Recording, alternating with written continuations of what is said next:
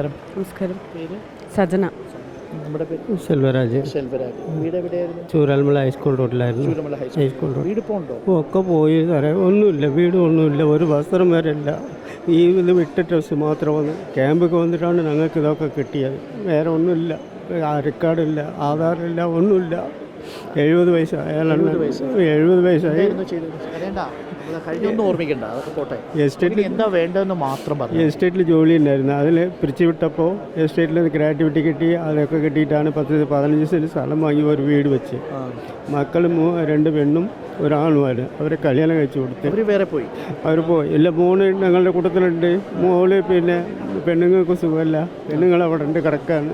വീട്ടിൽ ഇപ്പോൾ എത്ര പേരുണ്ട് മൊത്തം? ഞങ്ങൾ 4 പേര്. 4 പേര് ഇപ്പോൾ ഇവിടെ ഉണ്ട്, ക്യാമ്പിലുണ്ട്. 4 പേര്. ഗ്രാറ്റുവിറ്റി കിട്ടിയ പണം കൊണ്ടാണ് വീട് വെച്ചതും ഇത് മക്കളൊക്കെ ഇതാക്കിയതൊക്കെ. അത് പോവുകയും ചെയ്ത്. അത് വരും, പോയാലും തിരിച്ചു വരും. ഇതിനേക്കാൾ ജീവൻ കിട്ടിയില്ലേ, മക്കളുടെ ജീവൻ കിട്ടിയില്ലേ? ഒരു റിക്കാർഡ് ഒന്നും എടുക്കാൻ കഴിഞ്ഞില്ല. എല്ലാം പോയി. ആധാറില്ല. റവന്യൂ വകുപ്പ് നമുക്ക് മിനിസ്റ്ററോട് പറഞ്ഞ് അതൊക്കെ ശരിയാക്കി എടുക്കാം. അതിലൊന്നും ബുദ്ധിമുട്ടില്ല. ഇതിനെല്ലാത്തിനും പകർപ്പുണ്ട് ഓഫീസിൽ. വിഷമിക്കുന്ന എന്തിനാ? എവിടെ വീടും കുറച്ച് രേഖയല്ലേ പോയിട്ടുള്ളൂ, ജീവനും മക്കളും ഇല്ല കയ്യിൽ.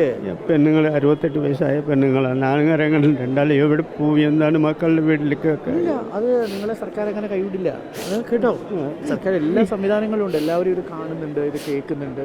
എല്ലാം പോയി. ഒരു സെക്കൻഡ് ദൈവത്തിൻ്റെ ഒരു വിളി എന്ന് പറയില്ലേ, ആ വിളിയിൽ രക്ഷപ്പെട്ടതാണ് ഞങ്ങൾ. കാരണം ഒരു 10 മിനിറ്റ് വൈകിയിരുന്നെങ്കിൽ ഞങ്ങൾ ഇന്ന് ഇവിടെ ഉണ്ടാവില്ല. ഇപ്പോൾ ഈ സംസാരിക്കാൻ ഈ കാണുന്ന ആരും നമ്മളെ കാണില്ലായിരുന്നു. ആ വിധത്തിൽ തന്നെ പോവുമായിരുന്നു. സെക്കൻഡ് കാരണം തൊട്ടടുത്ത വീട്ടിലുള്ളവരെ കരച്ചിൽ കേട്ടിട്ടാണ് നമ്മൾ എണീക്കുന്നത്. എണീറ്റ് കഴിഞ്ഞപ്പോൾ ഫസ്റ്റത്തെ പൊട്ടൽ കഴിഞ്ഞിരുന്നു. അപ്പോൾ ഒന്നും അറിഞ്ഞിട്ടില്ല. വെള്ളത്തിൻ്റെ സൗണ്ടും മഴയും ഉണ്ട്. അപ്പോൾ അത്യാവശ്യം ഒന്നും അറിഞ്ഞില്ല. പിന്നെ രണ്ടാമത്തെ പ്രാവശ്യം പൊട്ടുമ്പോഴത്തേനും നമ്മൾ വേറൊന്നും നോക്കിയില്ല. കയ്യിൽ ഫോണാണ് കിട്ടിയത്. ഫോണും എടുത്ത് അമ്മേൻ്റെ കൈയും പിടിച്ചു. ഞങ്ങൾ ഇറങ്ങി, അച്ഛനും ഇറങ്ങി ഓടി. അപ്പുറത്തെ വീട്ടിൽ ഒന്നുമില്ലായിരുന്നു, കറണ്ടൊക്കെ പോയിരുന്നു. നമുക്കിനി വേണ്ടതൊരു വീടാണ് അത്യാവശ്യമായിട്ട് അച്ഛന്. കാരണം അച്ഛനും അമ്മയും അത്രയും കഷ്ടപ്പെട്ട് നമ്മളെ വളർത്തിയത് നമുക്കറിയാം. കാരണം ഈ എസ്റ്റേറ്റിൽ മഴയും കാറ്റും എല്ലാം കൊണ്ട് അത്രയും കഷ്ടപ്പെട്ടിട്ടാണ് നമ്മളെ വളർത്തിയെടുത്ത് ഒരു വീട് വെക്കാനോ വേറെ ഒരാളെ നമ്മൾ ആശ്രയിക്കാതെ നമ്മളെ തന്നെ ഒരു സ്വയം പര്യാപ്തത കൊണ്ടാണ് അച്ഛൻ ഇത്രയും ആക്കിയത്. അച്ഛന് ഇനി എവിടെ പോയി കിടക്കുക? എല്ലാവരും മുമ്പിൽ ഇങ്ങനെ കൈനീട്ടി നടക്കേണ്ട അവസ്ഥ. ഈ പ്രായത്തിൽ പെൻഷൻ കിട്ടിയിട്ട് വേണം റേഷൻ വാങ്ങാൻ. ഈ എസ്റ്റേറ്റിൽ HML ഹാരിസൺസ് മലയാളത്തിൽ ജോലി ഉണ്ടായിരുന്നു. അവിടെ നിന്നാണ് ആയിരുന്നു അച്ഛൻ. അവിടെ എല്ലാം ഇവിടെയാണ്. 3 മക്കളുണ്ട്. 3 പേരെ നോക്കിയതും വളർത്തിയതും എല്ലാം അച്ഛൻ അത്രയും കഷ്ടപ്പെട്ടിട്ട്. ദൈവം കിട്ടിയതാണ് വലിയ കിട്ടൽ. കാരണം ഇവരെ 2 പ്രായമുള്ളവരും പിടിച്ചോടിയ ഓട്ടം ഒരു ജീവിതത്തിൽ. കാരണം മരണം മുമ്പ് കണ്ടുകൊണ്ട് തന്നെ 3ാമത്തെ പൊട്ടലിന് ഒരുമിച്ച് വിചാരിച്ച് പ്രാർത്ഥിച്ച് എല്ലാവരും മലൻ്റെ മുകളിൽ കരന്ന് കൂട്ട പ്രാർത്ഥനയായിരുന്നു. ദൈവം രക്ഷിക്കുകയാണെങ്കിൽ രക്ഷിക്കട്ടെ, മരിക്കുകയാണെങ്കിൽ നമുക്ക് ഒരുമിച്ച് മരിക്കുക എന്നുള്ള രീതിയിൽ തന്നെ അവിടെ നിന്നത്. പക്ഷെ ദൈവം എന്താ പറയുക, സഹായിച്ചു. അപ്പോൾ ഒരാളെ പോലും കൈവിട്ടില്ല. നമ്മൾ ആ വീട്ടിൽ നിന്ന് ഇറങ്ങി ഓടിയവരുടെ കൈ നമ്മൾ വിട്ടിട്ടേ ഇല്ലായിരുന്നു. കൂട്ടി പിടിച്ച് തന്നെയാണ് എല്ലാവരും ഓടിയത്. കാരണം അപ്പുറ സൈഡിലേക്ക് പോകാൻ വയ്യ, ഇപ്പുറ സൈഡിൽ പോകാൻ വയ്യ.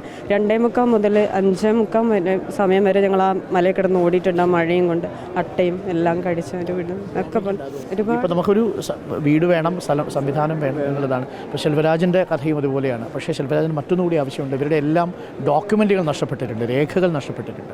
അപ്പോൾ ആ രേഖകൾ തിരിച്ച് അവർക്ക് എത്തിച്ചു കൊടുക്കുക, അതിൻ്റെ പകർപ്പുകൾ അവർക്ക് കൊടുക്കുക. അതിനെ പരമാവധി ഇവരെ ഓഫീസിൽ കയറ്റാതെ തന്നെ റവന്യൂ സംവിധാനം ഇവരുടെ ഓരോ വീടുകളിലും ഇവർക്ക് നഷ്ടപ്പെട്ടത്. അപ്പോൾ വിദ്യാഭ്യാസ സംബന്ധമായിട്ടുള്ള സർട്ടിഫിക്കറ്റുകൾ, സർവകലാശാലയിൽ നിന്നുള്ള സർട്ടിഫിക്കറ്റുകൾ, ഇതിൻ്റെയൊക്കെ പകർപ്പുകൾ ആവശ്യമുണ്ട്. തീർച്ചയായിട്ടും ഇവർക്കൊരു മുൻഗണനാക്രമം സർക്കാർ നിശ്ചയിച്ചു കൊടുക്കണം. ഒരു ആയുഷ്കാലത്തെ മുഴുവൻ അധ്വാനമാണ് ഒലിച്ചു പോയത്. അപ്പോൾ അത് തിരിച്ചു പിടിക്കണം. സെൽവരാജിനെ പോലുള്ള ആളുകളുടെ സങ്കടങ്ങൾ നമ്മൾ കേൾക്കണം. ശരിയാവും കേട്ടോ. എല്ലാവരുടെ മനസ്സിലെ ആഗ്രഹം പഴയ നമ്മുടെ ആ സ്ഥലം പോലെ ഒരു സ്ഥലത്ത് ഒരുമിച്ച് കൂടാൻ പറ്റിയാൽ അത് അതിനേക്കാളും വലിയ സന്തോഷം അവർക്ക് വേറെ ഇല്ല. നമ്മൾ മുന്നോട്ട് വെച്ച ആശയമുണ്ടല്ലോ, ഒരു ടൗൺഷിപ്പ്. ആ കൂട്ടായ്മയിൽ എല്ലാവർക്കും ഒരു 10-15 സെൻറ്റ് സ്ഥലവും ഒരു കുഞ്ഞു വീടും, ജീവിക്കാനൊരു മാർഗം, അത്ര മതി. വേറെ ഒന്നും ആഗ്രഹിക്കുന്നില്ല. ആരും വലിയത് വേണമെന്ന് ആരും ആഗ്രഹിക്കുന്നില്ല. മതിലുകളില്ലാത്ത വീടുകളാണ്. ഒരു വീട്ടിൽ നിങ്ങൾക്ക് മതിൽ കാണാൻ പറ്റാത്ത വീടുകളാണ്. അപ്പോൾ അത്രയും തുറന്ന് ജീവിച്ച മനുഷ്യരാണ്. അതുകൊണ്ടാണ് പലർക്കും രക്ഷിക്കാൻ പറ്റിയത്. ഇപ്പോൾ താത്ത വിളിച്ചു കൊണ്ടുവന്നു എന്ന് പറയുമ്പോൾ താത്തേൻ്റെ വിളിയാണ് എൻ്റെ ചെവി കേൾക്കുന്നത്. ഇന്നലെയും കൂടെ ഞാൻ അമ്മേനോട് പറഞ്ഞത് താത്ത വിളിക്കുന്ന പോലെ തോന്നുന്നു അമ്മയെന്ന്. ഇതൊന്നും ഓർമ്മിക്കണം. ഇനി മുമ്പോട്ടുള്ള കാര്യം ഓർമ്മിക്കുക. മക്കള് ഇവരൊക്കെ ഒരു വീട്, ഇത്രയും കാര്യങ്ങൾ അറിയിക്കുമ്പോഴേക്കും കാര്യങ്ങൾ ശരിയാവും.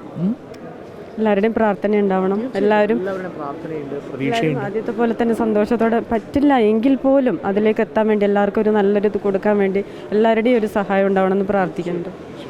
തീർച്ചയായിട്ടും ഇത് സർക്കാർ കേൾക്കും എന്ന് തന്നെയാണ് നമ്മുടെ ആഗ്രഹം. അപ്പം ഞങ്ങൾ എവിടെ പോകും അതാണ് ചോദിക്കുന്നത്. ശരിയാവും കേട്ടോ.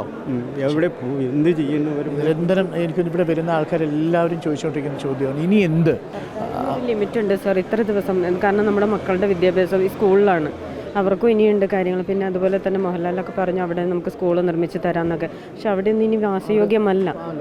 അപ്പോൾ ഇവിടുത്തെ മക്കളാണെങ്കിലും പറയുന്നത് നമ്മൾ ശരിക്കും ഒരു പുതിയ സുരക്ഷിതമായ സ്ഥലമാണ് ആവശ്യം. അത് തന്നെയാണ് സർക്കാർ ഓരോരുത്തർക്കും അത് ഒരാൾക്ക് കഴിഞ്ഞ പ്രാവശ്യം ഇതേപോലെ പുത്തുമല സംഭവിച്ചു. ഒരുപാട് പേര് ഇപ്പോഴും വാടകയ്ക്ക് താമസിക്കുന്നവരുണ്ട്.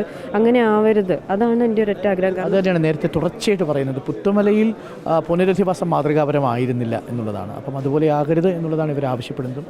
ആ ആവശ്യത്തിന് ഒട്ടേറെ കാരണങ്ങളുമുണ്ട്. അത് വളരെ പ്രസക്തമായ ഒരു ആവശ്യം കൂടിയാണ്. സർക്കാർ അത് പരിഗണിക്കണം എന്ന് തന്നെയാണ് നമുക്ക് ഇവിടെ ഈ ക്യാമ്പിൽ നിന്ന് സർക്കാരിനോട് പറയാനുള്ളതും ഓർമ്മിപ്പിക്കാനുള്ളത്.